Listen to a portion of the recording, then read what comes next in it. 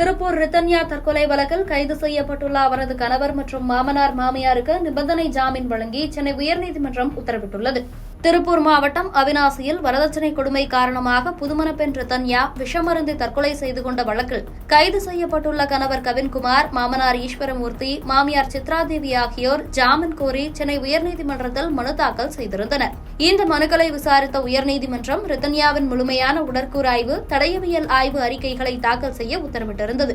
இந்த நிலையில் இந்த மனுக்கள் நீதிபதி ஜி. ஜெயச்சந்திரன் முன்பு விசாரணைக்கு வந்தபோது மனுதாரர்கள் தரப்பில் ஆஜரான மூத்த வழக்கறிஞர், திருமணத்திற்கு முன்பே ரித்தன்யா தற்கொலை மனநிலையில் இருந்திருக்கிறார், திருமணத்தில் அவருக்கு விருப்பம் இல்லை, வரதட்சணை துன்புறுத்தல் ஏதும் நடைபெறவில்லை என்பதால் ஜாமீன் வழங்க வேண்டும் என வாதிட்டார். விசாரணை நிலை குறித்த அறிக்கையை தாக்கல் செய்ய காவல்துறை தரப்பு வழக்கறிஞர் ரித்தன்யாவின் ஆடியோ மெசேஜ் தடயவியல் ஆய்வுக்கு அனுப்பப்பட்டுள்ளதாகவும் அதன் அறிக்கைக்கு காத்திருப்பதாகவும் தெரிவித்தார். ரித்தன்யாவை துன்புறுத்தியதற்கு ஆதாரங்கள் உள்ளன என்றும் மனுதாரர்கள் செல்வாக்கானவர்கள் என்பதால் ஜாமீன் வழங்கினால் சாட்சிகளை கலைக்க வாய்ப்புள்ளதாகவும் சுட்டிக்காட்டினார். இருதரப்பு வாதங்களையும் கேட்ட நீதிபதி, வழக்கு தொடர்பாக ஏற்கனவே ஆர்டிஓ விசாரணை நடத்தப்பட்டுள்ளது, முக்கிய சாட்சிகளிடம் விசாரணையும் முடிவடைந்து விட்டது என்பதால் மனுதாரர்களை சிறையில் வைத்திருக்க அவசியம் இல்லை என கூறி மூவருக்கும் ஜாமீன் வழங்கி உத்தரவிட்டார். அடுத்த உத்தரவு பிறப்பிக்கும் வரை தினமும் காலை மற்றும் மாலை நேரங்களில் சம்பந்தப்பட்ட காவல் நிலையத்தில் ஆஜராகி கையெழுத்திட வேண்டும் என்றும், காவல்துறையினரின் விசாரணைக்கு ஒத்துழைப்பு வழங்க வேண்டும் என்றும், சாட்சிகளை கலைக்க முயற்சிக்க கூடாது என்றும்